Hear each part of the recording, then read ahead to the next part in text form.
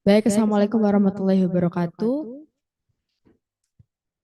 Shalom, salam sejahtera bagi kita semua. Shalom, Om Swastiastu, Namo Buddhaya, dan salam kebajikan.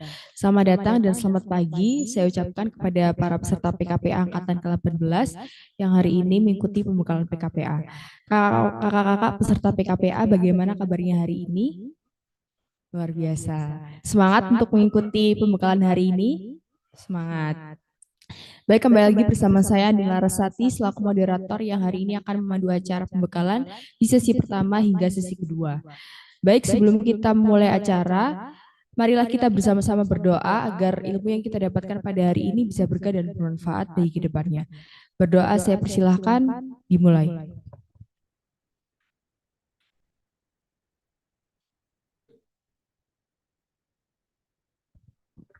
Berdoa selesai. Selanjutnya di sebelah saya sudah hadir pemateri kita yang pertama yakni Ibu Dr. Cita Justisia Serviani SHMH. Selamat pagi Ibu. Apa kabarnya Ibu Cita? Baik. Hari ini sudah siap menyampaikan materi Bu? Siap. Baik. Ya. Baik, karena pemateri kita yang pertama sudah siap, maka pemaparan materi akan segera kita mulai. Namun sebelum itu izinkan saya untuk menampilkan kurikulum vitae dari pemateri kita yang pertama. Bisa dilihat di layar. Ya.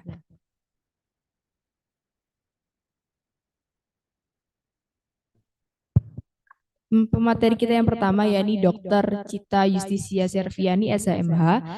Beliau merupakan seorang dosen Fakultas Hukum Universitas Wijayakusuma Surabaya.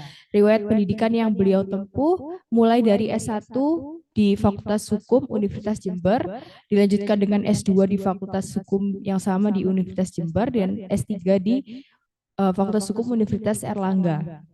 Lalu pengalaman konsultan sebagai Kementerian Pariwisata dan Ekonomi Kreatif Otoritas Jasa Keuangan. Beliau juga sering menjadi pembicara di berbagai kegiatan, semisalnya penyelenggara FAUKS, yakni acara PKPA. Yang kedua adalah seminar tentang problematika hukum crowdfunding bidang properti dengan penyelenggara FH UNER. Yang ketiga adalah seminar hukum bisnis dan entrepreneurship penyelenggara Universitas Ciputra. Yang keempat yakni Ciputra Artpreneur Week. Yang kelima adalah klinik HKI dan industri kreatif. Yang keenam adalah rangkaian pelatihan kreativitas pemuda dan olahraga penyelenggara Pemprov Jatim. Yang ketujuh adalah rangkaian pelatihan wirausaha dan penyelenggara pemkot pemerintah. Beliau juga sering melakukan publikasi, yakni misalkan di buku dan beberapa jurnal. Baik, mungkin tidak perlu saya sebutkan satu persatu. Langsung saja saya memasuki pemaparan materi yang akan disampaikan oleh beliau. Untuk waktu dan tempat, saya persilakan. Terima kasih Mbak Andin. Selamat pagi Bapak Ibu. Karena tadi sama Mbak Andin ditanyain apakah semuanya semangat hari ini, saya jadi ngerasa lagi ikut seminar motivasi. Kayak biasanya di seminar-seminar motivasi gitu kan gitu ya Bapak ya. Di seminar bisnis. Bapak Ibu semangat, semangat. Tapi seminar kali ini kita bukan seminar motivasi bisnis, bukan seminar MLM juga. Biasanya saya dulu kalau ikut seminar seperti itu, salamnya adalah salam semangat. Nah, kita ini berkumpul hari ini, kita akan belajar bersama aja. Belajar bersama tentang hukum perusahaan, khususnya bagaimana kita mengubah bentuk perusahaan, bagaimana kita mengkawinkan satu perusahaan dengan perusahaan lain. Intinya kita akan menjadi biro jodoh bagi perusahaan di hari ini. Oleh sebab itu perkenalkan diri saya, nama saya Bu Cita. Saya yang biasanya bantu Bapak Ibu memfoto kegiatan, kadang bantu siapin catering. Sekarang kebetulan sedang ditugaskan untuk membantu memberikan materi mengenai bagaimana cara kita menjadi mak comblang bagi perusahaan-perusahaan yang ingin expand. Oke ya. Kalau katanya senior-senior saya, orang-orang senior-senior saya di kampus biasanya sering ada adagium tak kenal maka tak sayang ya. Padahal kalau saya sih belum kenal sama saudara, saya sudah sayang semua sama peserta PKPA. Iya ya. Itu kan benar. Masa kita harus kenal dulu sama orang tersebut untuk kita apa ya, sesama manusia, cinta kasih sesama manusia, Bapak.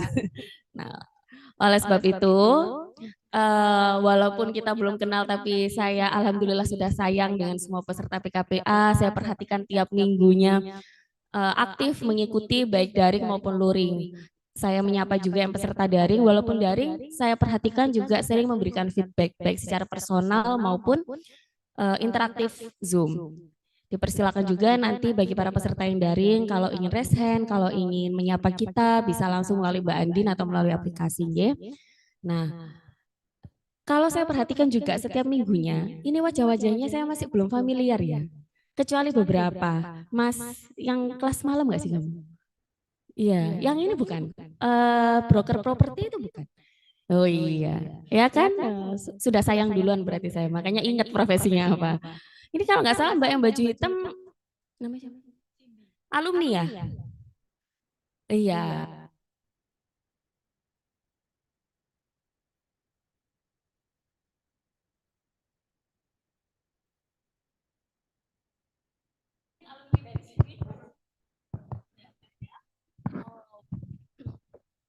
Oh, angkatan tahun berapa, Bapak?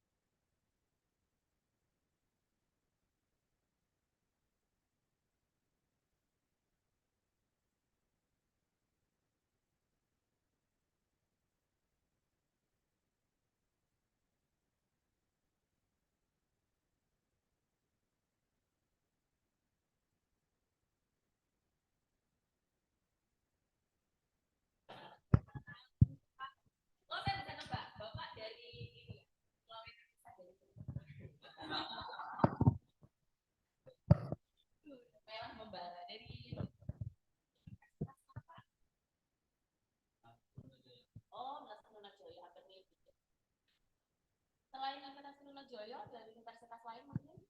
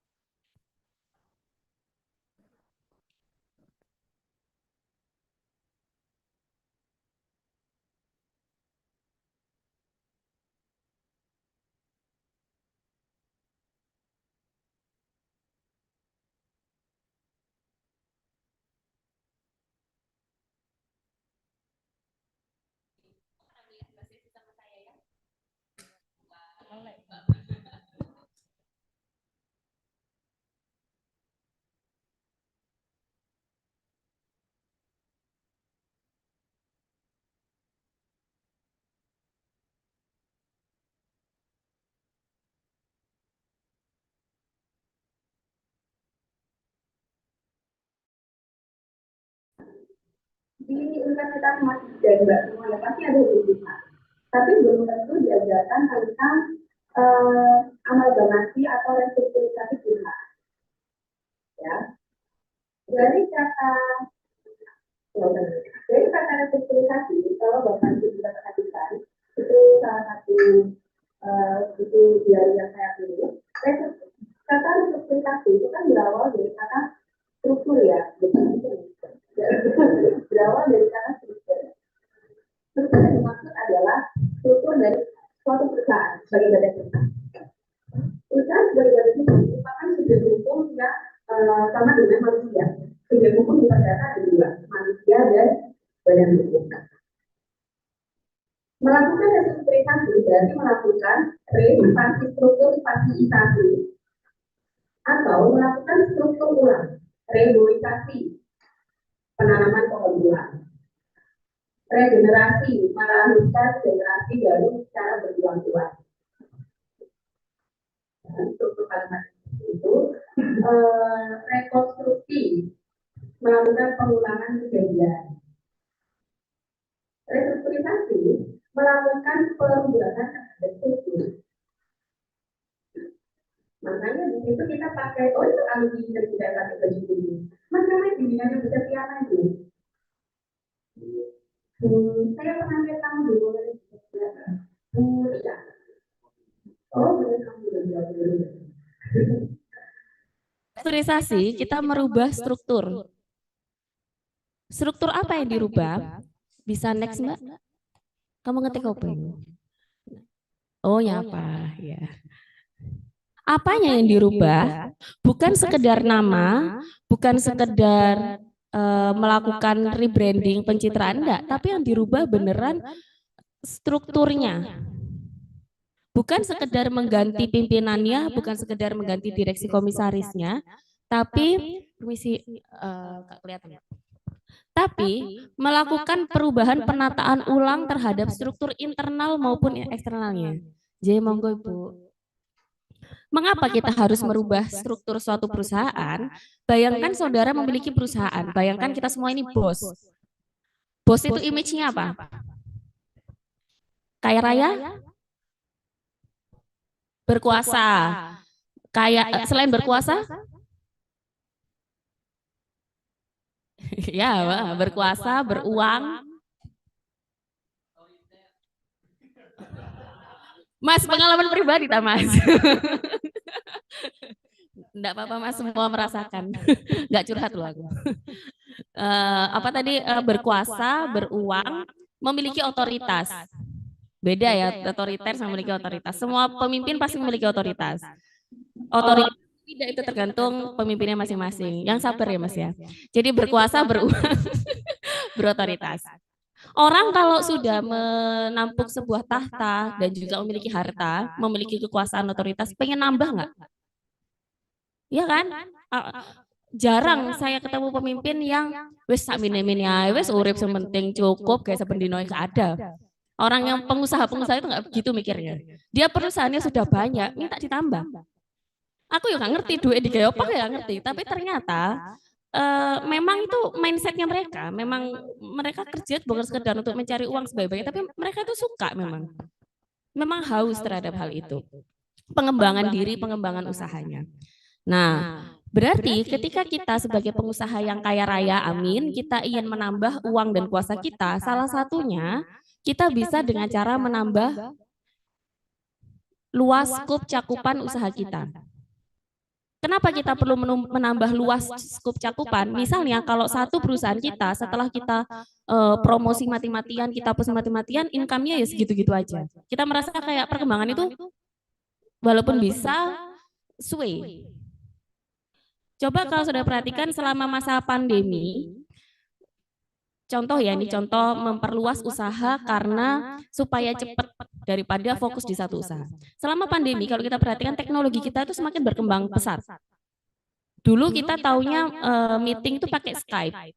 Kemudian ada tiba-tiba ada Zoom, tiba-tiba Google Meet mengeluarkan, kemudian ada private ID untuk memudahkan kita tanda tangan, dosen mahasiswa nggak perlu ketemu. Kemudian aplikasi-aplikasi investasi Saham itu banyak banget sejak pandemi, padahal sebelumnya tidak sebanyak itu. Kemudian aplikasi yang mempermudah kehidupan sehari-hari, bahkan aplikasi yang sifatnya hanya entertainment itu banyak sekali sejak pandemi. Nah, munculnya ide-ide tersebut kenapa bisa cepat? Karena startup-startup yang mulai ramai bermunculan sejak zaman pandemi itu, mereka awalnya itu mereka berdiri dengan modalnya sendiri. Setelah dia bisa memiliki satu inovasi yang sangat sangat mendatangkan banyak income bagi perusahaan mereka, kemudian terdaftar patennya. Nah, itu menjadi kekuatan bagi startup-startup itu untuk menawarkan dirinya agar dia bisa diakuisisi oleh perusahaan-perusahaan yang lebih besar. Perusahaan-perusahaan yang lebih besar melihat banyak peluang, penemuan-penemuan yang dia sendiri itu belum tentu bisa menciptakan penemuan itu walaupun dia kaya raya. Ibaratnya kayak saudara itu punya teman kaya raya kan belum tentu pinter ya. Punya teman pintar belum tentu kaya raya. Nah, digabunglah, diamalgamasilah dengan cara apa sih ini aku duit kalau duit pinter ya. Diakuisisi. Karena sekaya apapun perusahaan itu, kalau dia mengeluarkan uang banyak untuk research and development, belum tentu mendapatkan hasil penemuan yang sama dengan yang ditemukan oleh startup-startup itu tadi. Karena ide adalah suatu hal yang tidak bisa ditiru. Sejak pandemi, penyebab utama orang melakukan restrukturisasi karena didorong mulai sadarnya masyarakat tentang pentingnya hak atas kekayaan intelektual, hak cipta, merek, paten. Bisa juga berarti restrukturisasi terjadi ketika kita ingin menguasai brand suatu perusahaan lain. Ya, bisa juga restrukturisasi melakukan perubahan struktur ulang terhadap perusahaan dilakukan bukan karena Bapak ingin Mas Mbak ya tadi kesepakatannya. Bukan karena Mas dan Mbak ini ingin memperluas usahanya. Tapi karena bisa dilihat di situ ada beberapa kondisi yang sebelah sana, bisa karena justru kondisi perusahaannya tidak bagus. Tidak bagus ini karena dua kondisi yang terjadi di lapangan selama ini, memang tidak bisa mengelola perusahaan karena persaingan yang ketat, sehingga pilihannya adalah merger or perish, maksudnya kamu gabung, join sama yang lain, atau kamu musnah. Atau kondisi kedua, perusahaannya semakin tidak sehat dan dia masih ego, dia tidak mau bergabung dengan perusahaan lain. Karena itu tadi pemimpin yang memiliki otoritas itu pasti kan dia ada ego-ego dan lain-lain. Belum tentu dia mau mengakui bahwa dia tidak bisa mengelola suatu perusahaan, bahwa di masa kepemimpinannya perusahaannya justru semakin tidak mendapatkan benefit dan lain-lain. Dia masih ego, tapi dia itu terpaksa dalam kondisi ketidaksehatan perusahaannya, dia dipus oleh regulasi. Biasakan pemerintah seperti itu, ketika dia mau memperbaiki kondisi ekonomi makro, salah satunya melalui kebijakan mengurangi jumlah lembaga di sektor jasa keuangan. Tadi saya kasih contoh, kalau perluasan terkait modal dan juga inovasi paling gampang adalah restrukturisasi perusahaan startup dengan perusahaan besar.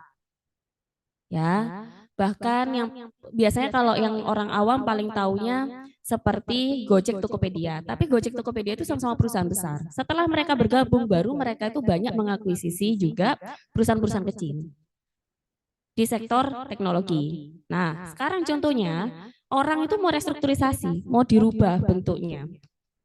Karena apa? Dia kepepet. Kepepet karena memang dia mengakui dia nggak bisa mengelola perusahaannya. Bisa juga dia kepepet karena walaupun dia nggak mau mengakui, walaupun dia mau jalan terus, tapi dipaksa sama pemerintah. Contohnya di lembaga sektor jasa keuangan. Contoh, kalau dulu di tahun 2016, jumlah BPR itu banyak. Sebelumnya di tahun Mas yang baju putih kuliah tahun 2011 itu lebih banyak lagi. Kalau kita perjalanan dari Surabaya ke Jember itu BPR itu banyak, koperasi itu banyak. Kalau sekarang yang lebih banyak kan kantor cabang bank ya di daerah-daerah. Kalau dulu itu BPR sama koperasi, simpan pinjam itu banyak. Kemudian dipuslah oleh pemerintah OJK pada saat itu, pemerintah menyuruh OJK itu untuk gimana caranya BPR-BPR yang terlalu banyak ini, sementara yang ngawasi masih lemah. Jadi OJK itu punya beberapa sub bidang, Bapak Ibu.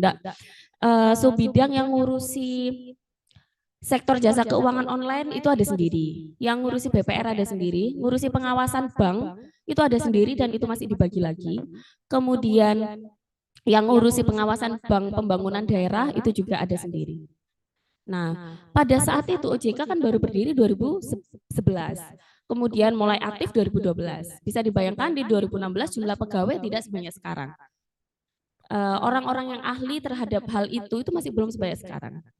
Salah satunya efisiensi anggaran dan juga efisiensi terhadap pengawasan dan menstabilkan kondisi ekonomi makro dalam hal banyak kredit dari BPR itu yang nggak balik lagi ke BPR-nya, maka dibuatlah peraturan OJK yang kamu mau nggak mau, kalau kamu modal inti minimummu tidak sampai 2,5 miliar di tahun sekian, maka kamu akan tergolong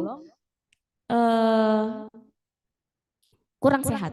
Maka kamu akan dihadapkan pada opsi. Opsinya adalah kamu tingkatkan modal intimu. Bagaimana caranya BPR meningkatkan modal inti? Sama seperti peraturan PT pada umumnya di Undang-Undang PT. Dia tinggal nyari pemegang saham, dia nyari pemegang saham yang bisa menambahkan modal intinya, modal dasar, modal ditempatkan, modal disetor. Kalau tidak bisa, kemudian dia sudah memperbaiki internal eksternalnya tetap tidak bisa, maka selanjutnya adalah dia harus terpaksa melakukan opsi terakhir, dia harus merger atau melebur atau akuisisi dalam jangka waktu sebelum tahun sekian, seperti itu. Kalau sudah dipaksa sama regulasi, mau nggak mau kan harus ya. Karena konsekuensinya kalau nggak mengikuti regulasi biasanya apa? Kalau OJK ini kan dia bisanya administratif ya, sanksi administratif bisanya apa? Cocok langsung dicabut tarik. Kayak gigi itu kalau sakit apa langsung dicabut? Sebentar, kalian ngerasa sumuk nggak?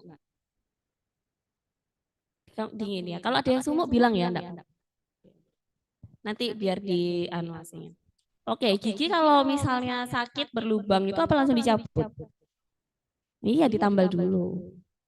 Kalau di lembaga sanksi administratif berarti apa? Kalau bukan dicabut dulu.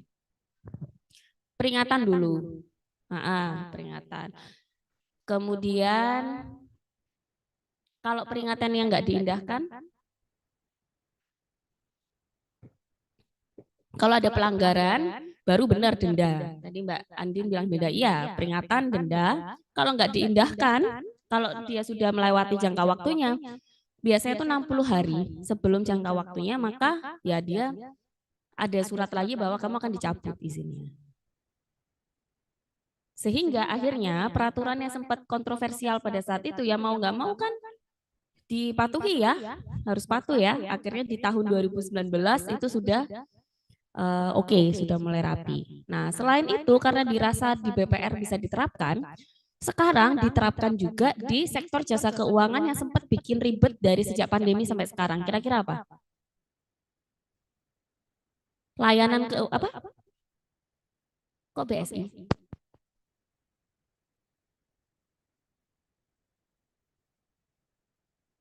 Bila diterus-teruskan pelayanannya. Iya, pinjol. Kenapa kok kurang baik, Mas? Lah itu urusan pribadi masing-masing. Kalau nggak bayar, ya playing victim. Kalau pinjol itu kan nggak bagusnya karena kalau pinjolnya legal, suku bunganya oke nggak? Pasti oke, pasti sesuai ketentuan sama BI. Karena kalau enggak kan dia pasti ada pengawasan tiap bulan dan tiap 6 bulan sekali. Kalau pinjol pengawasannya berkali-kali. Sebulan sekali ada laporan, kemudian ada laporan per 3 bulan, per 6 bulan, per tahun. Lebih kencang daripada BPR. Tapi dia suku bunganya pasti oke. Karena dia kan punya izin, takut izinnya dicabut. Pinjol ilegal dia yang suku bunganya dan juga penerapan bunganya itu day to day loan. Jadi kayak ini, kayak kreditan panci gitu. Bunganya dihitung per hari sampai batas tidak terhingga. Nah, itu kan nggak boleh toh. Nah, walaupun yang legal pun boleh, kalau terlalu banyak, orang kalau terlalu banyak utang itu bagus nggak walaupun legal? Ibaratnya keran ya, ini ibaratnya nih pemerintah ini harus mengelola suatu tandon. Tandonnya itu harus dia isi, tapi juga harus dialirkan ke masyarakat. Kalau terlalu dialirkan ke masyarakat dia belum sempat ngisi lagi, itu kan berarti kondisi di mana kredit yang dikucurkan ke masyarakat terlalu banyak. Berpengaruh nggak ke ekonomi makro? Berpengaruh. Ke suku bunga Indonesia? Berpengaruh. BI rate akan berpengaruh. Maka kerannya harus diperkecil alirannya. Dengan cara apa? Apakah melarang orang minjem? Nggak bisa. Ternyata nggak bisa. Maka diterapkan juga mekanisme yang sama seperti BPR. Karena logikanya kalau dulu orang belum awam sama internet mereka ngutangnya di BPR, sekarang masyarakat ngutangnya lewat HP biar lebih gampang. Maka kita terapkan peraturan yang sama di OJK dengan cara apa? Sejak tahun 2022 dan sepanjang 2023 sama pinjol-pinjol yang legal yang dia modal inti minimumnya belum 2,5 miliar, dia harus menambah modal inti atau dia restrukturisasi. Menurut saudara kok 2,5 miliar? Kalau yang ilegal itu gimana? Apakah dia kena peraturan itu atau enggak? Ya enggak toh. Kalau ilegal kan urusannya sama pengawasan OJK. Dari awal dia sudah ada sendiri, sub bidangnya ada sendiri. Kalau yang legal ini loh yang mau direstrukturisasi. Kalau yang ilegal pilihannya itu dua. Dia mengurus izin atau kalau dia udah terbukti melakukan pelanggaran ya nggak bisa. Mengajukan izin atas nama PT-nya dia. Pilihannya adalah diberhentikan semua kegiatannya. Tapi kalau dia legal, pilihannya adalah sepanjang tahun 2023 dia merger atau minta diakuisisi atau dia berhenti. Ya begitu. Harapannya supaya mengurangi jumlah orang yang terlalu memudahkan untuk pinjam. Begitu. Jadi contoh restrukturisasi untuk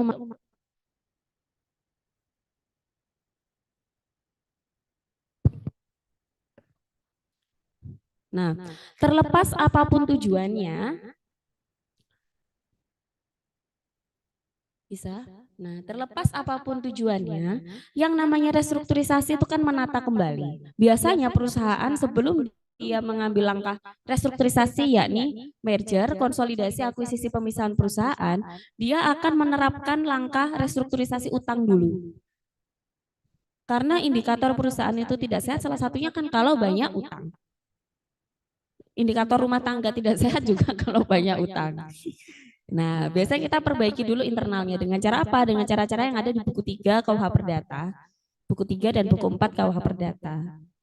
Tapi tidak akan dibahas di mata kuliah hari ini. Kita fokusnya di menata ulang struktur perusahaannya. Jadi ketika upaya internal sudah tidak bisa, maka kita pakai upaya eksternal, yakni restrukturisasi perusahaan. Yang atas itu upaya eksternal, yang bawah upaya internal. Berikutnya, Mbak.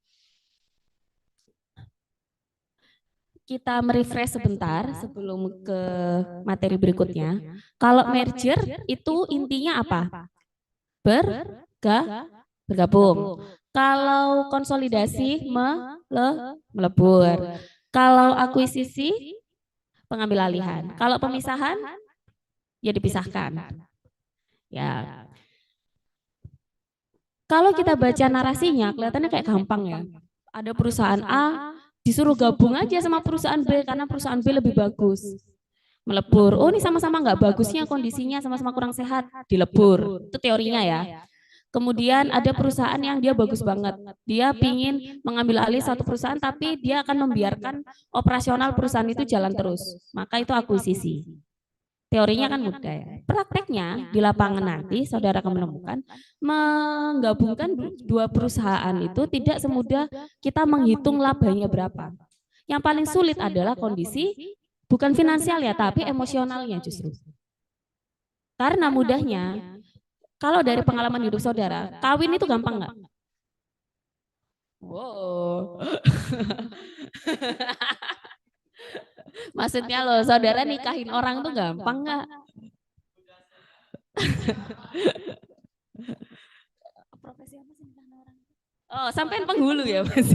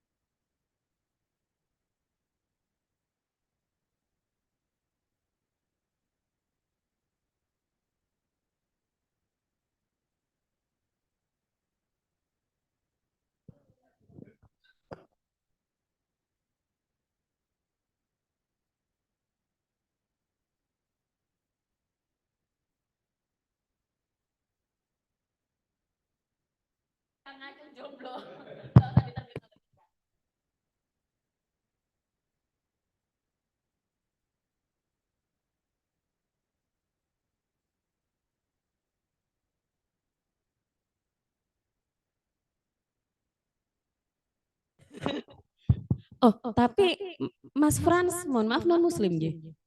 Oh Islam, saya pikir non Muslim. Sorry Mas. Ya, misalnya Mas Frans, ya. Kenapa? Fran aja. Oh, kalau saya sama Adin friend. Misalnya Mas Fran pacaran sama Mbak Rani. Ya, Mas Fran kalau sudah pacaran sama Mbak Rani 2 tahun, ada itikat untuk menikahi Mbak Rani nggak?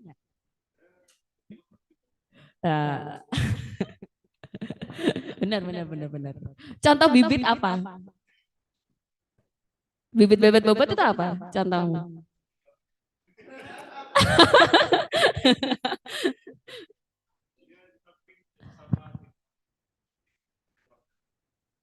Oh, berarti mau tahu nama-nama keluarganya apa? Oh, sosialisasinya, sikapnya Mbak Rani ke bapak ibunya telaten apa enggak gitu. Itu bibit bebet bobot ya. Terus jelas rumah keluarganya di mana gitu. Kemudian jelas alamatnya, KTP-nya. Kamu mau perekrutan pegawai, mau nyari istri. Kayak ini survei pinjol ya, jelas KTP. Ya, kalau di keluarga kan bibit-bibit bobot itu garis keturunan biasanya. Ya, itu kan pilihan masing-masing ya, terserah kan garis keturunan ada yang mengutamakan dari kondisi fisiknya harus gini, bukan cantik atau enggaknya, apa sih kayak sehat atau enggaknya. Kemudian dari ras mana. Dan juga kalau perempuan biasanya, kalau perempuan gimana Mbak mikirnya? Bibit bebet bobot kamu dalam mencari cowok. Tajir? Ketiga? Oh, nomor 1 dermawan. Oh, seiman, ya benar seiman. Terus kedua? Benar-benar pintar-pintar. Pintar bujui. Terus ketiga? Belakangnya Mbak Rani. Belakangnya Mbak Rani itu sudah ketahuan aslinya sehari-hari. Ketika kata-kata pintar bujui dia guyon. Seiman ya. Terus pintar. Terus yang ketiga apa tadi? Tajir ya? Tanggung jawab, benar. Tajir kalau nggak tanggung jawab sama kamu, duitnya dikasihin sama gendaannya, percuma. Iku benar iku. Kamu kalau doa yang jomblo-jomblo hati-hati, jangan doa minta suami kaya. Kaya lek pelit, percuma. Kadang ada loh, tapi cowok-cowok seperti no offense ya. Dia nggak pernah selingkuh, nggak pernah, setia. Soke, tapi pelit, percuma coy. Iya ada. Percuma. Itu namanya sojok. Walaupun belum kaya nggak apa-apa, yang penting derma. Wah, kamu nih Mas. Nah, seiman. Kalau di perusahaan, 3 ini tuh harus kita perhatikan. Seiman, pintar, tanggung jawab. Kalau kata Masnya tadi, bibit bebet bobotnya itu ini. Di perusahaan juga kita terapkan ini. Seiman dalam hal apa? Seiman adalah kita lihat bentuk badan hukumnya. Saya singkat karena nggak cukup bentuk BH-nya, bentuk badan hukumnya harus sama. Coba slide berikutnya. Nah, jadi yang namanya restrukturisasi itu bisa diterapkan di badan hukum, yakni PT, koperasi, yayasan, BUMN, BUMD. Bentuk-bentuk badan hukum ini kan sering diajarkan pada saat hukum dagang, hukum perusahaan kan bentuknya ya ini toh, mau kuliah dimanapun ya bentuknya ini. Ya, benar kan, nggak mungkin beda. Kalau beda makanya kuliah di WK aja. Nah, badan hukum ini. Semua badan hukum di sebelah kanan bisa di merger, bisa beberapa bisa dikonsolidasi, tidak semua bisa diakuisisi. Tapi intinya pasti bisa direstrukturisasi, dikawinkan pasti bisa. Yang non badan hukum ini yang belum tentu bisa. Nanti kita akan bahas. Karena kita akan fokus ke bentuk badan hukum yang paling populer yaitu PT. Karena sudah dipeseni juga ya oleh panitia bahwa hari ini saudara harus membawa niat baik. Membawa undang-undang Bawa nggak? Oh, enggak ada pemberitahuan, ya enggak apa-apa. Kan ada Google. Berarti kita bahas yang PT dulu. Nah, berarti kalau ada dua perusahaan, dia mau gabung, pertama harus dilihat di atas kertasnya apakah dia sudah sama-sama PT. Kalau dulu BUMN itu kan ada Perum, apalagi Perjan, terus Persero. Perum, Perjan, Persero. Zaman saya masih SD itu masih ada perusahaan jawatan kereta api. Sekarang dia jadi PT KAI. Banyak BUMN yang seiring perkembangan zaman dia diarahkan untuk menjadi PT. Supaya apa? Supaya mempermudah kalau mau ada caplok-mencaplok dalam hal restrukturisasi, gabung atau dipisah. Selain bentuknya harus sama, core bisnisnya itu harus seiman. Contohnya kalau kita bicara yang yayasan. Yayasan di Undang-Undang 16 2001 yang udah direvisi dengan Undang-Undang 28 2004, bidang yayasan itu kan ada 3. Yayasan biasanya apa bidangnya? Silakan yang baju merah. Namanya masih apa? Nah, bukan, belakangmu ya kamu. Namanya siapa, Mas? Hah? Stephen? Afdol ya? Mas aku gak sepiro pinter ngaji, Mas. Afdol? Afdollah. Apa?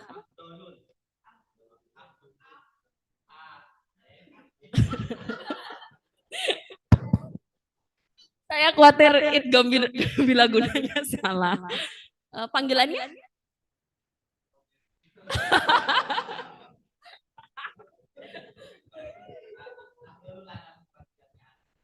Anam ya? Anam. Enggak dipanggil Afdi aja, keren.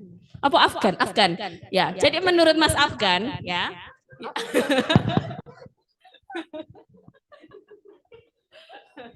Sampai terkesima Mbak Andin melihat Mas Afgan. Mari ku nyanyi Langgam Puspita. Mas Afgan, bidang yayasan itu kan ada beberapa ya. Biasanya yayasan itu dia core bisnisnya, core kegiatannya itu tentang apa? Oke, sosial. Selain itu, kurang pendidikan, kurang satu. Yang Mas Afgan banget image-nya, yayasan agama. Iya, benar, yayasan agama, sosial, sama pendidikan. Maka kalau ada yayasan pondok pesantren berarti bidangnya adalah agama dan sosial. Dia mau gabung sama pondok pesantren lain, maka itu bisa. Tapi kalau misalnya ada yayasan dia beda jauh core usahanya. Satunya Greenpeace, satunya pondok pesantren. Bidangnya penegakan lingkungan, satunya pondok pesantren. Susah. Kemudian ada juga yayasan seperti kalau yang online kita sering zakat, ya. Zakat tahu aplikasi zakat. Aplikasi zakat sih nang App Store ini. Yo, aplikasi zakat, ono, Lazismu. Hah? Basnas iku Badan Amil Zakat Nasional itu lembaga. Ini perusahaan, yayasan yang dia punya aplikasi di bidang sosial, agama, pendidikan, seperti Lazismu, Laziscare itu, kemudian kita bisa, ada juga UMKM itu, oke kok nantong goku itu, Mekar. Apa? Kenapa Mas? Mekar. PMDN beda lagi konteksnya. Ini kita bahas yayasan. Nah, yayasan itu bukan badan usaha. Yayasan itu badan hukum. Kalau dia punya kegiatan yang seakan-akan dia itu mengumpulkan dana, itu karena dananya akan kembali lagi untuk kepentingan yayasan di bidang sosial, pendidikan, sama agama. Nah, itu contoh harus seiman adalah core usaha dari yayasan ini harus sama. Kemudian apalagi seiman seperti koperasi. Koperasi itu ada beberapa loh bentuknya. Koperasi yang paling saudara ngerti apa? Soalnya koperasi ini kan kurang hits ya. Oh ya. Ya koperasi simpan pinjam. Maksudnya pernah ketemu koperasi di mana? Ada yang pegawai koperasi? Enggak ya. Koperasi Oh ya, tapi ya benar sih, koperasi sekolah itu bentuk primer koperasi banget ya. Kita beli pulpen, penghapus. Ya, berarti yang ada di ingatan kita cuma koperasi sekolah ya. Kurang hits berarti ya. Kalau koperasi Indosuria tahu? Loh, enggak tahu. Iya, bermasalah, problematik ya. Kayak hubungan kita. Jadi koperasi Indosuria. Aku nanti dulu sampean basket mau rasanya aku guyon. Lucu sampean. Menang. Sorry ya Mas ya. Saya tahu sampean lagi serius, tapi sampean terdiam aja. Orang rasanya pengen bercanda. Itu contoh Mbak Rani, contoh pesona pria itu enggak harus ganteng ya. Sorry Mas.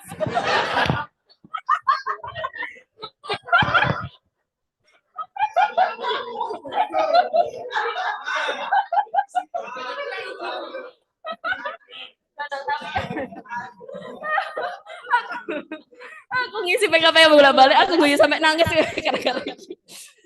Aku mau ngomong apa? Oh ya, Koperasi Indosuria. Koperasi Indosuria itu beberapa saat yang lalu dia kena skandal karena dia koperasi simpan pinjam yang mengelola dana sampai ratusan triliun. Bisa bayangin duit ratusan triliun seberapa? Bisa beli WK beberapa kali juga bisa. Habis beli dijual lagi, jual lagi juga bisa. Saking mahalnya ya uang segitu. Dari kok bisa koperasi itu punya uang sebanyak itu? Padahal kalau di pikiran kita koperasi itu cupu nggak sih? Cupu ya? Kok bisa? Di kenyataannya ada koperasi dia bujuin orang sampai dia bisa ngelola dana puluhan hingga ratusan triliun. Terus ada lagi koperasi Cipaganti, pernah dengar? Ya, itu juga dia punya core usahanya pertama adalah koperasi untuk anggotanya sendiri, kemudian dia selain bisnis travel dia bentuk usaha simpan pinjam juga. Makanya sering bermasalah simpan pinjam. Nah, kenapa bisa seperti itu? Karena koperasi ini dia benar badan hukum, tapi pengawasannya beberapa tahun kebelakangan itu bukan seperti sektor jasa keuangan dan lain-lain yang diawasi oleh OJK. Koperasi masih diawasi oleh Dinas Koperasi dan UMKM. Barulah sejak ada Undang-Undang PPSK yang rame tahun lalu, Undang-Undang PPSK. Ya, jadi Undang-Undang PPSK ini diterbitkan oleh pemerintah supaya sektor-sektor jasa keuangan di lembaga keuangan non-bank dialihkan pengawasannya ke dalam OJK. Karena ternyata pengawasan yang dilakukan oleh lembaga-lembaga selain OJK itu lemah. Seperti Dinas Koperasi bolak-balik kecolongan tentang koperasi yang bisa menghimpun dana sebanyak itu. Kenapa bisa sebanyak itu? Karena ternyata dia itu mengucurkan kredit dan juga menerima simpanan dalam bentuk investasi oleh orang-orang yang bahkan bukan anggota dari koperasi itu. Itu salah apa enggak? Karena koperasi itu dari anggota, untuk anggota, oleh anggota. Kalau sudah dilakukan seperti oleh koperasi Cipaganti dan juga koperasi Indosuria itu tadi, berarti dia sudah tidak sesuai dengan jiwa yang seharusnya. Falsafah koperasi yang bahkan diatur di Undang-Undang Dasar 45. Nggak boleh kalau kita udah nyenggol ke filsafat itu udah nggak bisa. Maka untuk meluruskan kembali ke fitrahnya, kita menggunakan Undang-Undang PPSK untuk akhirnya koperasi itu dibagi dua sekarang.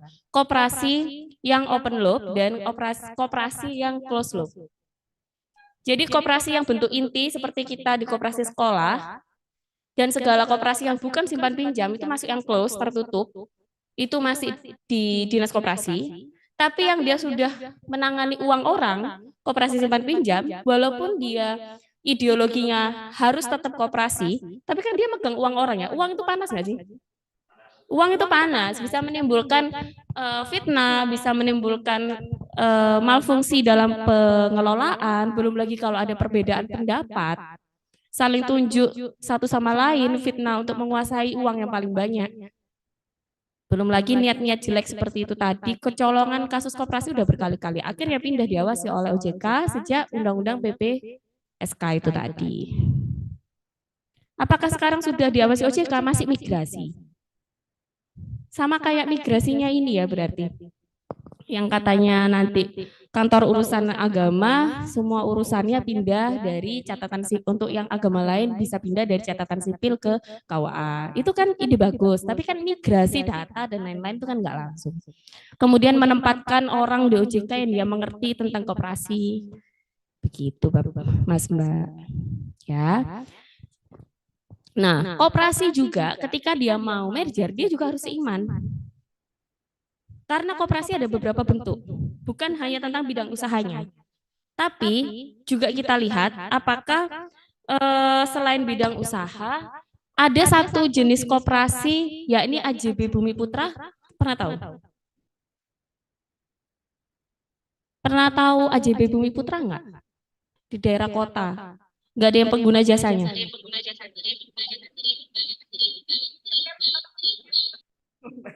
AJB Bumi Putra enggak ada yang menggunakan jasanya? Asuransi? Enggak ikut asuransi? Ya udah kalau gitu skip aja. Intinya koperasi kita harus seiman dalam arti core usahanya juga harus sama. Kalau closed loop dia merger dengan closed loop. Kalau kemudian koperasi itu setelah merger yang satunya hilang, tinggal satu aja, segala perubahannya diurusnya di dinas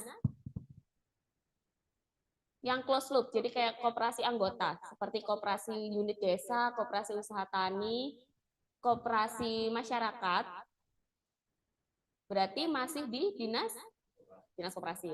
Koperasi simpan pinjam, dia mau merger, dasar hukumnya tetap undang-undang perkoperasian, ya, tapi nanti ketika ada perubahan entitas badan hukumnya, ngurusnya sudah di, pemberitahuannya sudah di ngurusnya di OJK. Ya, gitu. Nah, selain seiman, ketika kita mau nikah sama orang lain, kita harus pintar. Karena ternyata cewek itu cari yang pintar. Kalau di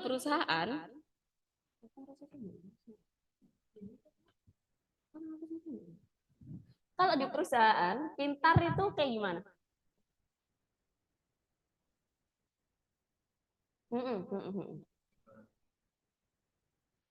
Kamu mengetahui seseorang pintar itu apakah kamu ajak lomba cerdas cermat dulu atau kamu lihat mukanya aja udah kelihatan pintar? Hah? Harus berdialog dulu ya. Pintar itu kaitannya sama citra diri. Kemampuan yang dicitrakan.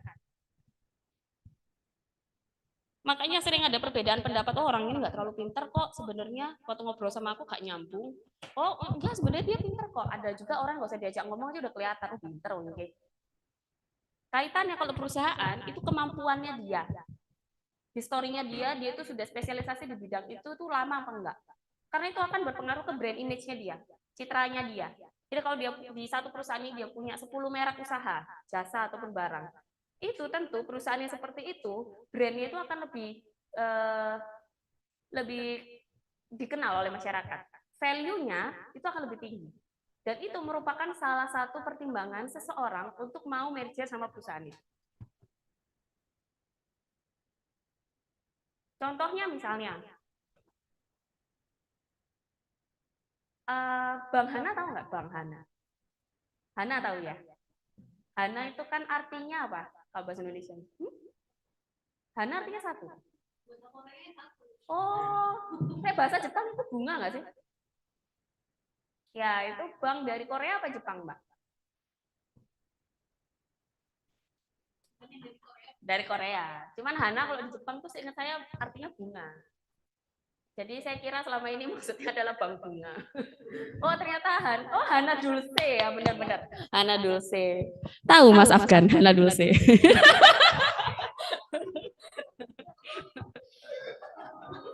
Kita kuliahnya multilingual ini. Nah, Bang Hana itu dari Korea. Kemudian Bang Hana itu kan dia sudah punya pengalaman panjang. Waktu itu pernah ada salah satu peserta PKPA dia itu yang dia karirnya bagus-bagus aja sih sebenarnya di Bang Hana, tapi karena Bang Hana ini melakukan merger ya dengan bank yang ada di Indonesia, nanti saya sebutkan banknya. Kemudian biasa ya kalau merger itu ada pengurangan karyawan dan lain-lain yang dia sebenarnya nggak perlu dikurangi, tapi dia dipindahkan ke kota yang dia nggak mau. Akhirnya dia mengurus hak-haknya dia, pesangon dan lain-lain. Nah, Bang Hana itu kan dia sudah memiliki pengalaman bertahun-tahun panjang dari Korea. Kemudian dia sebagai kantor cabang bank lain yang buka di Indonesia. Benar? Nah, karena dia pintar di bidang itu, bidang bank, citranya bagus, kemudian dia itu mau buka, memperluas sektor usahanya di bidang bank digital. Nah, ada syarat regulasi di POJK, kalau mau buka layanan brand bank digital, bisa lewat dia membentuk anak perusahaan, ataupun tetap dia tapi dia membuat satu lini brand sendiri untuk bank digital, dia harus bergabung dengan kantor cabang bank yang asli Indonesia. Karena si Hana ini kan dia punyanya orang Korea, tapi dia ada kantor cabang di Indonesia. Beda kan? Ya, berarti bule kan sebenarnya Hana ini. Maka si Hana ini dia kemudian restrukturisasi dengan Bank KEB, PT KEB. Setelah restrukturisasi, barulah dia punya lini usaha sendiri, Line Bank. Line Bank ada di Korea, tapi tidak bisa diberlakukan di Indonesia kalau dia belum melakukan restrukturisasi itu tadi. Sekarang Line Bank di Indonesia. Nah, kenapa kok orang mau? Siapa yang nggak mau sama Bang Hana? Gitu. Kemudian juga dalam mempertimbangkan seseorang itu pintar atau enggak. Coba next.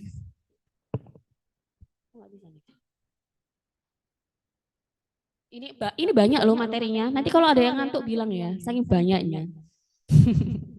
Karena yang akan kita sampaikan hari ini itu bukan hanya bahwa merger itu ada, tapi nanti saya akan ajarkan juga mekanismenya bagaimana dan kalau ada masalah-masalah terkait merger bagaimana.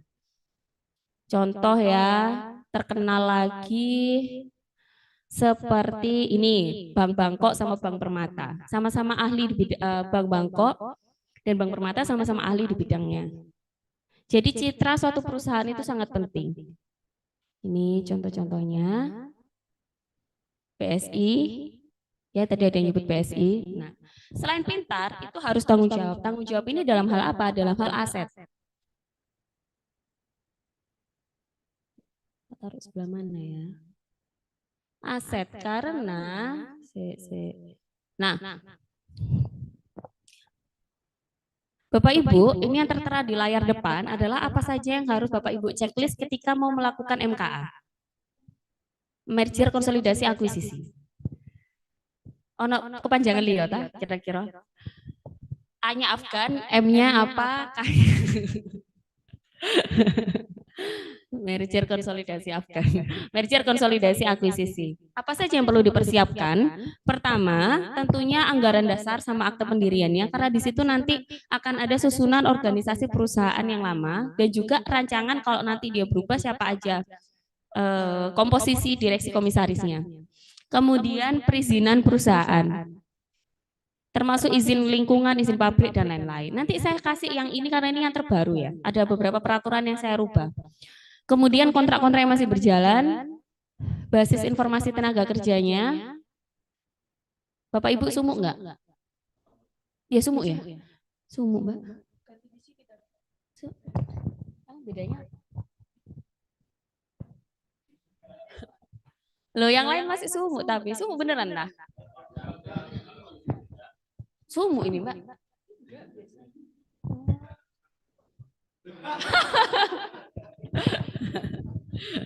Tapi kamu mirip teman SMA saya Mas. Bener, jangan-jangan ya. Tapi namanya Sukron. Dia sahabat dari Madura juga. Mirip banget. Tak lihat kayak Sukron. Oh bukan ya. Ya, laporan perpajakannya, akuntansinya lah bentuk tanggung jawabnya. Kalau perusahaannya tidak bisa menyediakan dari atas sampai bawah ini, ya kan akan menghambat merger toh. Contoh misalnya ya, kalau ada kasus-kasus hukum yang masih berjalan, kemudian ada utang-utang yang masih belum terselesaikan, kamu mau nggak nikah sama orang yang banyak utangnya? Nah, pertanyaannya tapi, karena ini perusahaan, bisa nggak perusahaan yang banyak utangnya itu merger? Logikanya bisa, karena tadi saya sebutkan di awal benar. Ada kalanya kita merger bukan karena kita pengen tambah kaya kan? Bukan karena kita sehat, tapi karena kita lagi nggak sehat. Orang lagi nggak sehat, perusahaan lagi nggak sehat, kan berarti banyak utangnya. Kategori paling gampang. Bagaimana caranya perusahaan yang banyak utangnya supaya perusahaan lain mau bergabung atau mau melebur atau mau mengakuisisi dia? Caranya kita bisa lihat di celah ini. Jadi Bapak Ibu, yang namanya merger, konsolidasi ataupun diakuisisi. Maupun akuisisi, ini ada mekanismenya. Sudah saya bantu luruskan seperti ini supaya Bapak Ibu tidak usah baca terlalu banyak peraturan perundang-undangan. Mekanismenya hampir sama, bedanya kalau dikonsolidasi setelah selesai semua urusan kita ada akte pendirian badan hukum baru. Tapi kalau di merger kan enggak ya. Urutannya gini kalau di merger. Pertama, masing-masing dari direksi PT itu dia membuat usulan rencana merger. Sudah tak bold ya. Katanya kalau ada perbedaan warna itu mempermudah ingatan katanya. Terus kemudian usulan rancangan merger, usulan rencana merger dari masing-masing direksi PT, 2 PT ya, anggap 2 nih. Satu A dan B. Setelah A sama B bikin usulan masing-masing, kemudian itu jadi bahan untuk bikin rancangan merger. Setelah selesai rancangan merger, nah ini, rancangan merger ini harus diumumkan. Asas publisitasnya ini penting banget. Diumumkan ke siapa? Ke sesama anggota keluarga, atau maksudnya keluarga berarti internalnya, karyawan, direksi, komisaris semua harus tahu. Atau dan diumumkan ke eksternal. Eksternal ini berarti urusannya kreditornya harus tahu semua. Masyarakat juga harus tahu semua. Tujuannya supaya tahu, supaya apa? Boleh komplain nggak? Boleh protes nggak? Boleh lah. Kalau misalnya kamu ada utangmu yang belum selesai di perusahaan itu, kok perusahaan itu mau merger, terus urusan utangku nih apa? Kamu mau protes apa kamu ikhlaskan? Protes. Kalau pemegang saham itu urusannya internal apa eksternal? Internal. Internal ya, pemegang saham internal. Tapi kalau kreditor eksternal. Ya. Nah, kalau misalnya kamu mau bujui ya, pada saat diumumkan, penting diumumkannya seperti ini ya. Ini kurang rapi. Diumumkannya seperti ini. Nah, kalau misalnya ketika diumumkan, kemudian kamu mau bujui aja, halah, ketika ada komplain masuk atau apa, gak usah diomong dong, dan lain-lain, gak usah diselesaikan. Kuatirnya adalah ketika semua urusan ini selesai, kemudian kamu masuk, Anda masuk ke tahapan pengajuan persetujuan ke Kemenkumham di tahapan yang ini. Setelah semua tahapan ini selesai, kita masuk ke tahapan yang ini. Persetujuan dari menteri itu bisa jadi tidak jadi terbit apabila ada kreditor yang keberatan terhadap pengurangan modal dasar. Jadi pastikan semua urusan diselesaikan pada saat dipublish ini. Kalau masalah utang ya. Nah, berarti pertanyaan logikanya ya, kalau saudara jadi konsultan hukumnya ya, apakah semua utangnya harus dibayar pada saat tahapan diumumkan ini? Kalau nggak punya duit kan nggak bisa bayar ya. Kamu kalau punya utang nggak punya duit, yang kamu lakukan adalah kene sing kabur logo gini. Jangan kabur dong. Apa? Lo nggak bisa, jangan jual-jual aset dulu lagi persiapan merger kok. Nah, bahasa Jawanya disemayani. Dia. Katanya Mbak Adin minta ditangguhkan. Enggak. Caranya pakai yang ini. Pakai yang ini. Bisa minta penundaan. Bisa minta penjadwalan, bisa juga dialihkan nanti. Oh, nanti perusahaan yang menerima penggabungan aja yang ngurusi utangnya. Dibuktikannya dengan apa? Kan nggak bisa kalau omongan tok ya. Perjanjiannya. Kalau ada, kan pasti ada perjanjiannya atau utangnya itu. Ya, gitu. Pokoknya segala proses penyelesaiannya harus bisa dibuktikan secara tertulis. Karena apa? Nanti buktinya akan diflorkan pada saat pelaksanaan RUPS. Orang hukum kan kalau perdata konteksnya alat bukti utamanya semuanya harus serba surat. Surat cinta ya Mas Afgan ya. Ayo fokus. Mata saya lo bisa kemana-mana. Nah, di RUPS nanti akan diflorkan bagaimananya. Kemudian hasil RUPS itu adalah menyetujui rancangan merger. Apabila emang udah disetujui. Kalau belum disetujui gimana? RUPS lagi agenda berikutnya. Nah, kemudian konsep akta merger itu harus dituangkan ke akta merger di notaris. Setelah itu notaris yang akan ngurusi selanjutnya untuk kalau misalnya ada perubahan anggaran dasar yang memerlukan persetujuan ataupun cukup diberitahukan pengurusan di sistem administrasi badan hukum dan lain-lain. Tapi yang mengurusi kelengkapannya serta mengontrol dari awal sampai akhirnya itu benar itu adalah konsultannya. Jadi melibatkan notaris, melibatkan konsultan hukumnya. Gitu. Kalau ada kasus-kasus hukum yang belum selesai itu juga harap diperhatikan sejak sebelum usulan rencana merger dan pada saat dipublish ini juga harus diurus. Jangan sampai menghambat, contohnya kalau terjadi kasus pidana keuangan di sektor jasa keuangan yang terbaru, barusan beberapa tahun ke belakang, pidana keuangan penyelesaiannya itu kan lama ya. Seperti kasus PT Asabri itu bertahun-tahun, PT Jiwasraya, PT Bumi Putra bertahun-tahun. Oleh sebab itu sekarang yang terbaru untuk pemahaman kita bersama, pidana keuangan itu ada opsi restoratif justice-nya. Oleh OJK menyediakan opsi tersebut. Dengan cara apa? Dengan cara melalui LAPS SJK, Lembaga Alternatif Penyelesaian Sengketa Sektor Jasa Keuangan yang disediakan oleh OJK. Untuk mencoba untuk memberikan restoratif justice terhadap konteks pidana keuangan, supaya satu mempersingkat waktu penyelesaian dan juga agar tidak semuanya terjadi sampai bertahun-tahun seperti penyelesaian kasus PT-PT sektor jasa keuangan di tahun-tahun ke belakang. Tuh, selesaikan di sini. Kepastiannya gimana? Kalau yang namanya merger, itu kira-kira anggaran dasarnya bakal berubah nggak ya? Iya, anggaran dasar itu isinya apa aja? Biasanya. Organisasi itu biasanya apa? Kan saudara biasanya ke Ormawa, punya anggaran dasar, pasti ada nama organisasi, perusahaan ada nama perusahaan, kemudian maksud tujuan kegiatan, karena kegiatan ini kaitannya sama klasifikasi baku lapangan usaha, kemudian jangka waktu berdiri, besaran jumlah modal dasar, modal ditempatkan, modal disetor,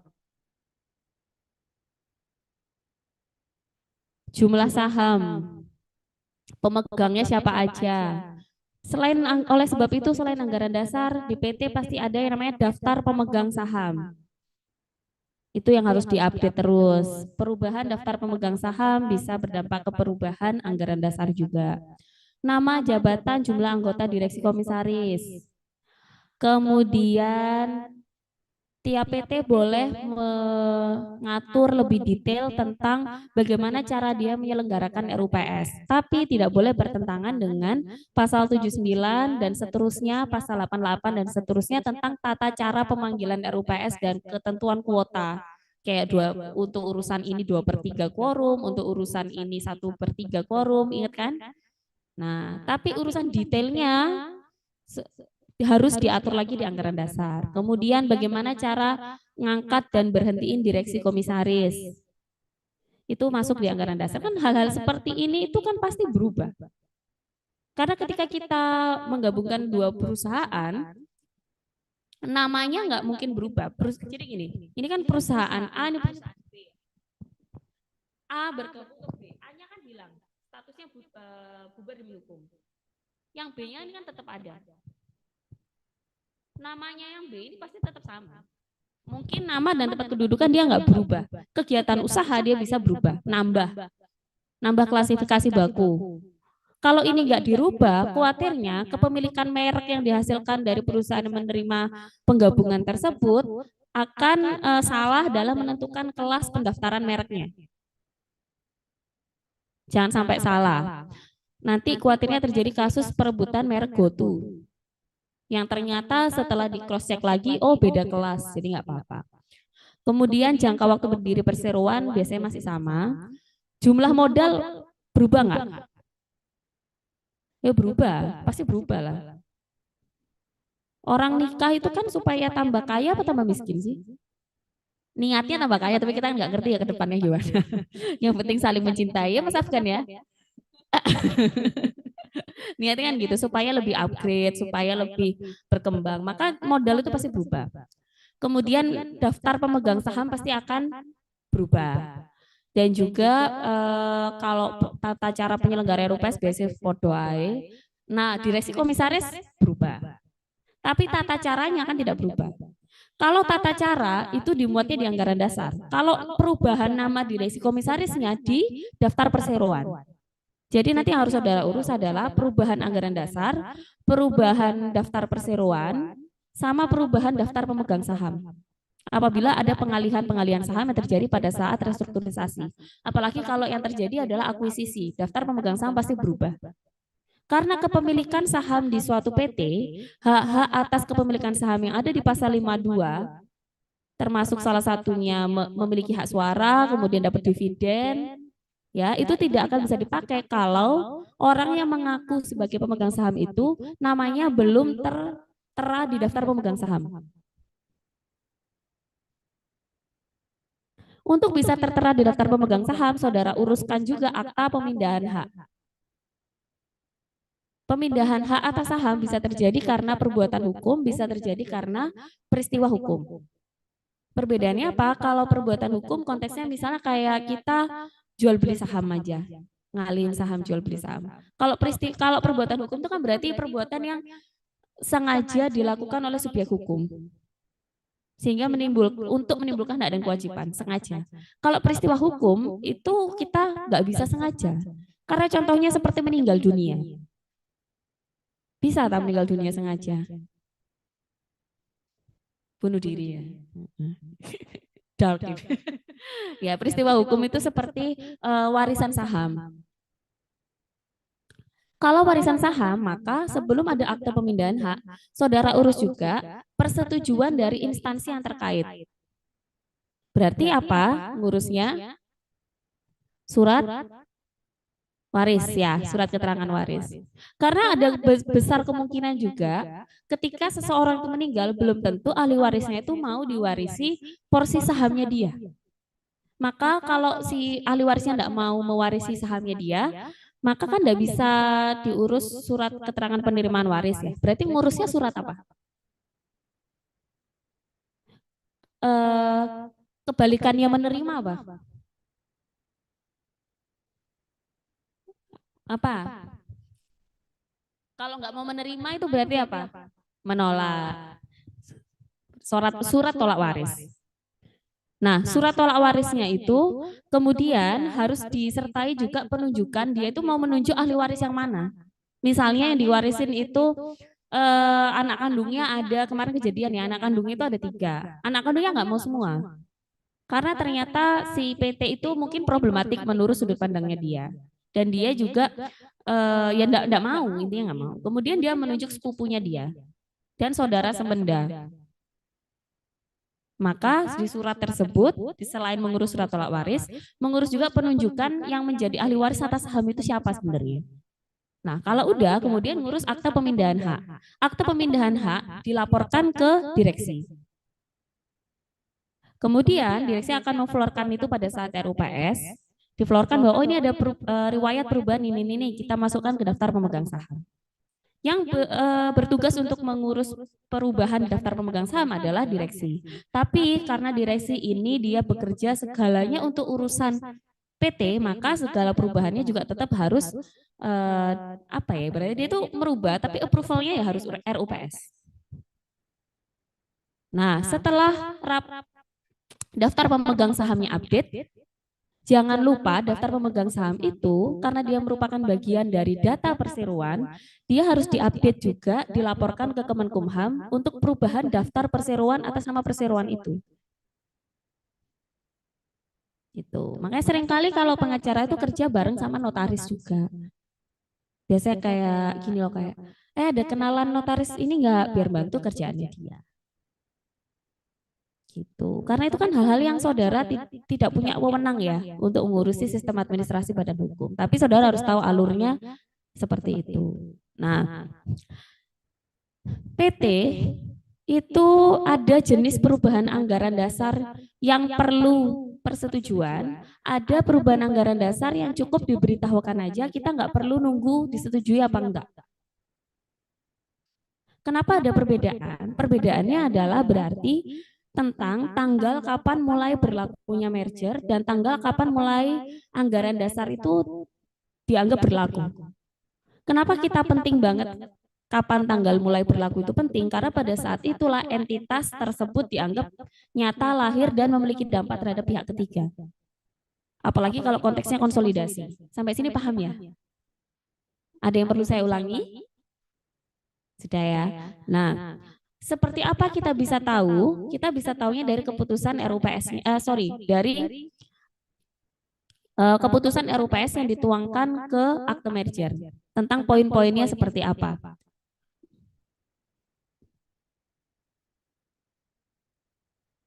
Mudahnya seperti ini, huruf A sampai huruf D itu merupakan komponen-komponen perubahan anggaran dasar yang memerlukan persetujuan. Perubahan modal dan lain-lain.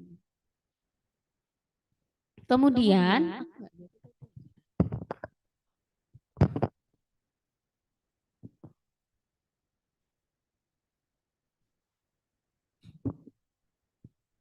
oleh sebab itu ketika dia disubmit, kemudian menterinya belum memberikan persetujuan, ya tungguin. Berarti belum berlaku itu mergernya sama perubahan anggaran dasarnya. Sementara poin-poin lain, yakni poin selanjutnya, selain A sampai D, dia cukup diberitahukan aja, pemberitahuan aja. Muatan anggaran dasar ini ada di pasal 15. Apa saja yang harus masuk di anggaran dasar, tapi kan itu urusannya notaris ya.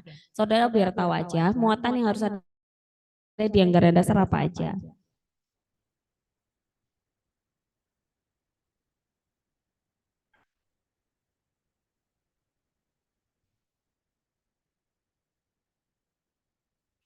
Oke. Kalau dia perubahan anggaran dasar yang memerlukan persetujuan, maka tanggal mulai berlaku kalau dulu sebelum tahun 2007 adalah tanggal keluarnya persetujuan menteri. Ternyata dalam perjalanannya supaya lebih memudahkan kegiatan bisnis, karena kegiatan bisnis ini kan harus serba fleksibel, ada celah yang diberikan oleh Undang-Undang PT tahun 2007 agar para pihak bisa menentukan tanggal sesuai kesepakatan mereka sendiri. Dan hal ini bisa diberitahukan kepada klien saudara, yakni pada kalimat di pasal 26. Kalau perubahan anggaran dasar yang memerlukan persetujuan, yang kita pakai pasal 26-nya huruf A sama B. Kalau perubahan anggaran dasarnya cukup diberitahukan, merujuknya di pasal 26 huruf C. Yakni ketika ada kata-kata tanggal kemudian yang ditetapkan. Konteksnya, coba perhatikan yang atas, tanggal kemudian yang ditetapkan dalam persetujuan menteri. Ini biasanya ketika terjadi mergernya BUMN. Jadi kalau persetujuan menterinya itu terbitnya tanggal 2 Agustus, ya. Kemudian peraturan pemerintah hasil penggabungan BUMN itu dia ditetapkan di tanggal sebelumnya ya. Sebelumnya berarti 2 Juli. Maka persetujuan menteri itu bisa merujuk tanggal lain. Kemudian kalau yang pasal 26 huruf C, untuk perubahan anggaran dasar cukup diberitahukan aja. Bisa berlaku sejak tanggal pemberitahuannya disubmit. Karena ketika disubmit nanti ada tanda terima, maka tanggal yang ada di tanda terima itu yang berlaku. Atau tanggal yang disepakati para pihak yang dituangkan dalam akte merger atau akuisisi yang dilaporkan ke menteri itu. Di aktenya itu sudah ditulis bahwa penggabungan antara PT ini kita anggap berlaku sejak tanggal, terserah mau ditulis 5 bulan setelahnya, nggak apa-apa, barangkali masih ada penyesuaian pajak. Penyesuaian apa saja yang perlu disesuaikan yang terkait dengan laporan keuangan pajaknya supaya lebih memudahkan perusahaan itu, gitu opsinya. Jadi sejak kapan tanggal mulai berlakunya? Ini atas sama bawah ini. Nanti saudara baca sendiri lagi.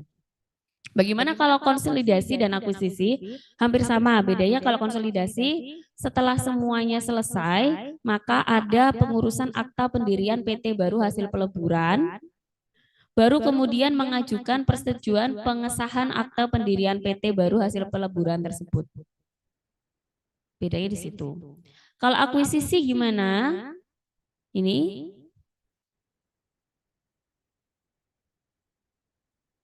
hampir sama kayak merger. Bedanya kalau akuisisi dua perusahaan tetap ada apa enggak? Tetap ada. Kalau merger salah satunya yang lebih lemah pasti bubar demi hukum. Ya, kan enak toh bacanya tabelnya satu-satu. Nah, sekarang ini kenapa yang bank saya masukkan karena ada beberapa yang beda kalau bank. Oke.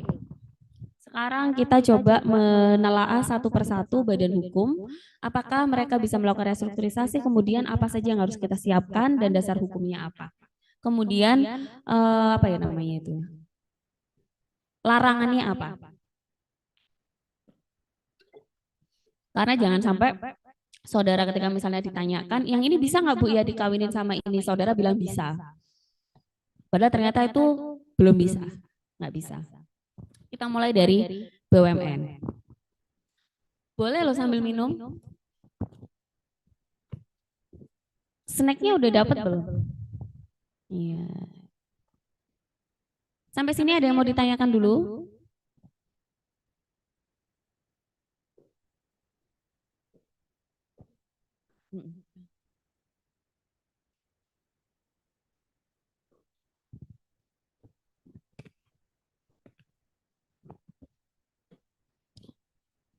BUMN, Badan Usaha Milik Negara. BUMN bisa di-merger apa enggak Bapak Ibu? Bisa. Kalau dilebur?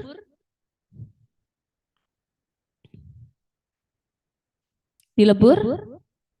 Ini digambar bisa dilihat dulu mungkin. Kira-kira bisa enggak dikonsolidasi? Bisa ini yang gambar yang tengah? Perhatikan yang gambar yang tengah. Nah, yang atas ini merger. Di akuisisi bisa apa enggak? Bisa, penyertaan modal. Tapi hal-hal bibit bebet bobot yang perlu diperhatikan harus seragam bentuknya dan merupakan wewenang Menteri BUMN di bidang tersebut untuk menentukan BUMN ini perlu digabung atau enggak. Bukan direksinya. Kalau di PT direksinya. Jadi usulan rancangan merger disusun oleh Menteri BUMN atau menteri teknis di bidang terkait tersebut. Misalnya kalau yang atas Menteri Kelautan dan Perikanan, kalau yang tengah Menteri Perdagangan dan Perindustrian. Menteri apa lagi? Bidang menteri. Kalau dulu saya sekolah SD itu nama-nama menteri itu harus hafal. Mabuk-mabuk. Jadi menteri jabatannya apa?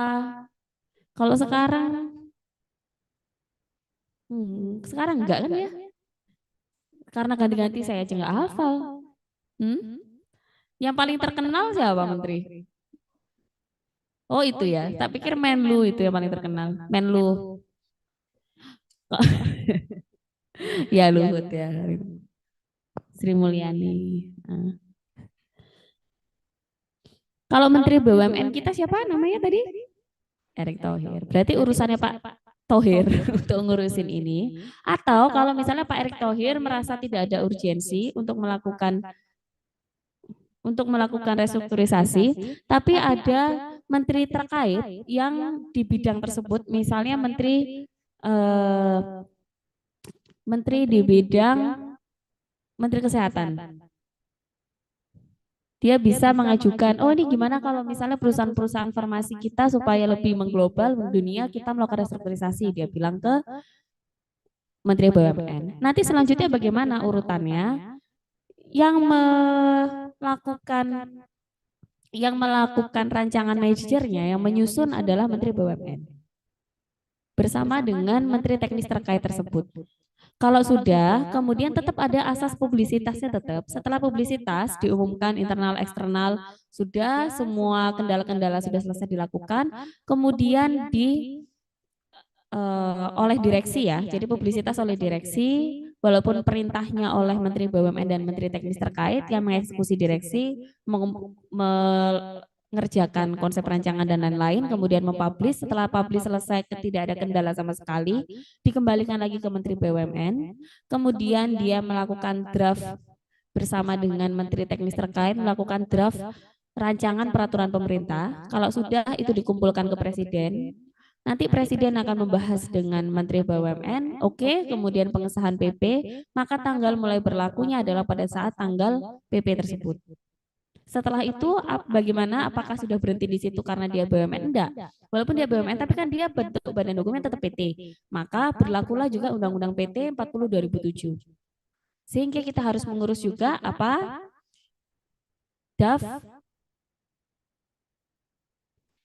Daftar perseroan.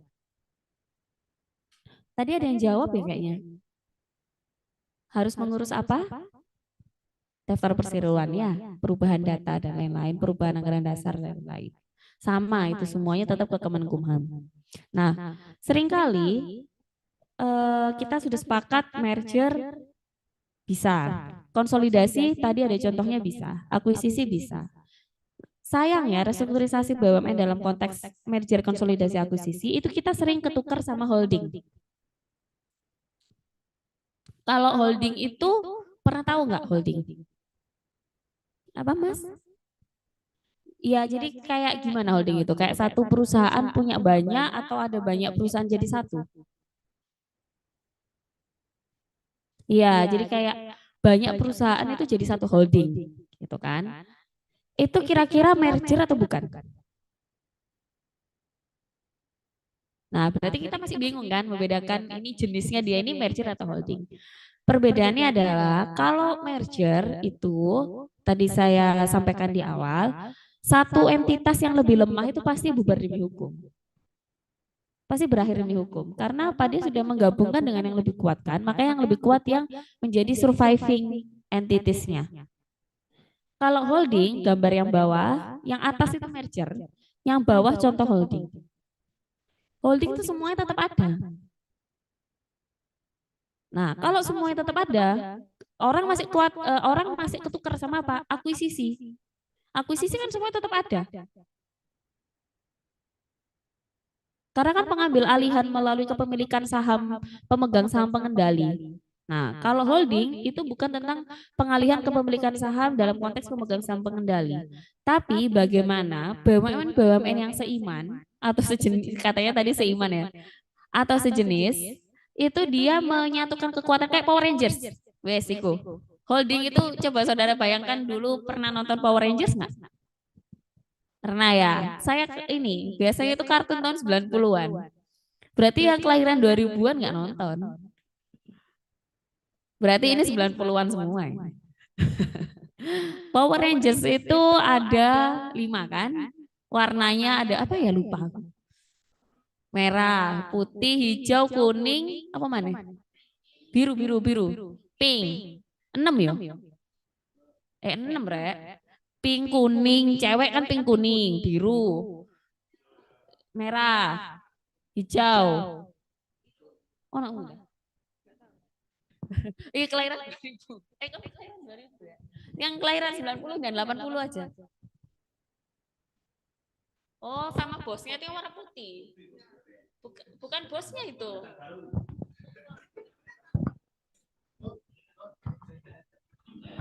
Repot Rangers merah ya. Yang putih itu yang paling ini loh, kayak bukan varian baru, kayak lebih power gitu nggak sih? Iya, lebih enggak digaji Power Rangers kok. Suhu ya, suhu. Apa sih yang paling oke ya? Nah, holding itu seperti itu. Ini Power Rangers-nya ini Antam, Bukit Asam, PT Freeport, Inalum, sama Timah. Nah, siapa yang paling yang ditunjuk di situ yang paling suhu? Oh, Inalum. Kayak gitu misalnya. Kemudian yang bawah ini BUMN Energi, Menteri SDM. Iki apa tulisannya iki ya? Bahana. Nah, pokoknya intinya ini seperti kita berkelompok seperti Power Rangers yang tidak ada yang lebih tinggi, tidak ada yang lebih rendah. Tapi ada salah satu dan semuanya tetap eksis, semuanya punya tugasnya masing-masing. Karena apa? Supaya lebih kuat. Sektor WSDM lebih kuat. Kalau yang atas ini sektor energi juga lebih kuat. Tapi harus ada induknya. Sehingga kalau holding ada istilah induk dan anak holding. Tapi kalau saya lebih sukanya induk dan anggota holding aja. Subholding boleh, ojo anak itu sawangan kayak anak perusahaan. Seakan-akan lebih kecil kan, seakan punyanya. Nah, tapi hubungan antara induk dan subholdingnya dan anggota holdingnya itu ketika terjadi peristiwa hukum dan lain-lain itu sama dengan pengaturan ketika ada masalah hukum antara induk perusahaan dengan anak perusahaan. Kayak misalnya ya, di Power Rangers-nya ini, antara Antam, Bukit Asam, Freeport, Inalum, dan Timah ini, ada satu anggotanya. Tadi siapa induknya Power Rangers yang warna putih kan? Nah, induknya Power Rangers yang warna putih. Anggotanya yang bermasalah ini ada satu Rangers merahnya bermasalah. Apakah yang warna putih tadi, Rangers putih tadi, dia akan ikut bertanggung jawab terhadap segala tindakan pelanggaran yang dilakukan oleh Rangers merah? Jawabannya apa? Tergantung. Perusahaan ada, di hukum perusahaan ada asas separate legal personality. Asas separate legal personality ini berlaku untuk direksi dan komisaris supaya segala perbuatan hukum mereka ketika mengelola perusahaan itu dianggap benar selama dilakukan untuk kepentingan baik perusahaan. Begitu juga dengan perusahaan sebagai entitas itu sendiri. Segala tindakannya dianggap benar asalkan itu memang bisa dibuktikan secara etikat baik untuk kepentingan bersama. Tapi kemudian kalau dalam tindakannya dia yang sudah dilindungi dengan asas separate legal personality itu kemudian dilangkai, maka berlakulah asas persing the corporate veil kan? Yakni ketika direksi atau komisaris dari suatu perusahaan dalam hal ini konteksnya adalah anggota dari holding itu atau bukan anak perusahaan ya, kalau ini kan konteksnya anggota dari holding itu, yang keputusan direksi atau komisarisnya itu bukan untuk kebaikan perusahaan. Cara membuktikannya bagaimana? Dibuktikan itikadnya itu baik atau enggak, kemudian ada perbuatan melawan hukum atau enggak, kemudian tindakannya dia itu merugikan keuangan perseroan sehingga menyebabkan perseroan itu merugi. Nah, kalau unsur-unsurnya itu bisa dibuktikan, maka yang bertanggung jawab adalah si person itu sendiri dari pengelola anggota holdingnya. Induk nggak bisa ikut bantuin. Karena apa? Oh, kamu dianggapnya logikanya tindakan pelanggaran yang dilakukan si Rangers merah ini bukan untuk kepentingan bersama, bukan untuk melindungi bumi lagi. Gampang ya bisa diterima di sini ya. Nah, gimana kalau misalnya pelanggaran hukumnya ini, ya perbuatan melawan hukumnya ini, yang menimbulkan kerugian dan ada hubungan kausalitas antara kesalahan dan kerugian tersebut dilakukan oleh anggota holding, tapi dia sudah berkoordinasi dengan anggota holding, maka di situ bisa induk holdingnya ikut kena juga. Sama seperti logika induk perusahaan dengan anak perusahaan sama. Yakni ketika jika perbuatan tersebut dalam proses pembuktiannya bisa dibuktikan bahwa satu, dia melakukan itu atas perintah induk, bukan karena dia yang mengajukan duluan.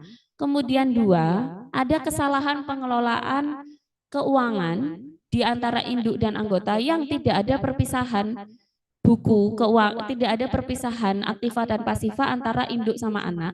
Kemudian ada keuntungan yang nyata yang memang dilakukan untuk kepentingan si induk. Baru induknya bisa ikut bertanggung jawab. Kalau enggak, itu urusanmu dewi. Bagaimana dengan anggota yang lain? Ya selama tidak dibuktikan hal-hal yang tadi saya sebutkan, ada hubungan kausalitas antara kesalahan dan kerugian, di mana kesalahan itu bisa dibuktikan 3 poin tadi, dilakukan berdasarkan koordinasi antara induk sama anggota, dan juga antara anggota dengan anggota, maka itu urusannya sendiri-sendiri. Kalau bisa dibuktikan, maka nyaplok yang lainnya juga. Gitu cara pembuktiannya. Mbak, ini baterainya mau habis. Oke, BUMN bisa semua berarti ya. Kalau koperasi,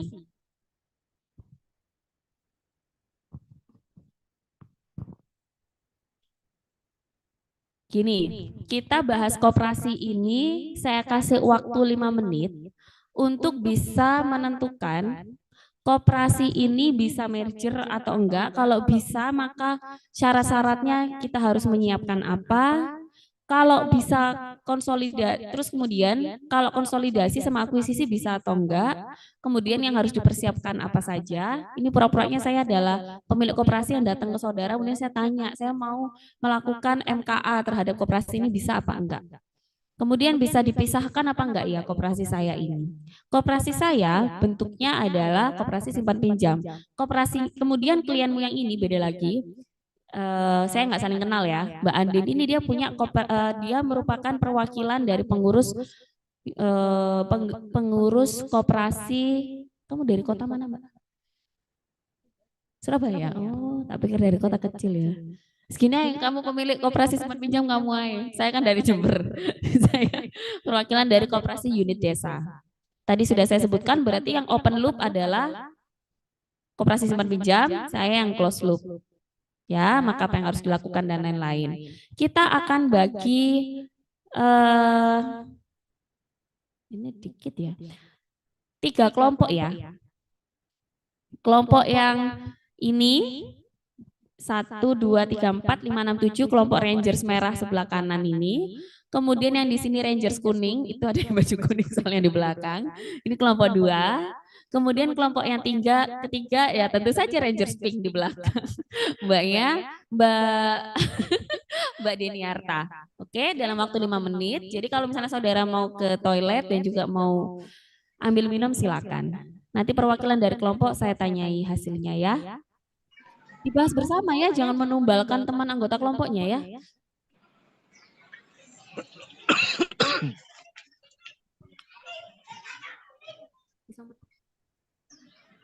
Oke, kalau gitu kita isoma sekalian 15 menit sesuai kata moderator. Jadi 15 menit lagi, bukan 5 menit ya, berarti 15 menit lagi kita ketemu, kita mempresentasikan hasil dari masing-masing kelompok Rangers tadi.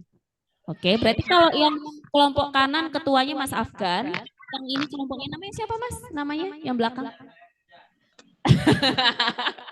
Ambisius, Paul. Oh, otoriter sobat Mas. Yang ini namanya siapa? Yang kuning? Itu yang belakang. Namanya siapa? Hah? Ardi. Aku buka noseng Zoom iki. Yang sini Deniarta, ketua kelompoknya, tapi tidak harus ketua kelompok yang presentasi, enggak. Ketua kelompok tugasnya adalah memerintah. Jadi kita akan lihat siapa yang pimpinannya di sini otoriter atau tidak. Nah, kalau yang di grup online kita bagi ya, sekalian supaya kita tahu kehadiran masing-masing. Jadi kalau misalnya nanti 15 menit lagi saya panggil enggak nyaut, maka berarti tidak hadir ya. Nanti dibagi bagian Mbak. Bagi 10-10 aja.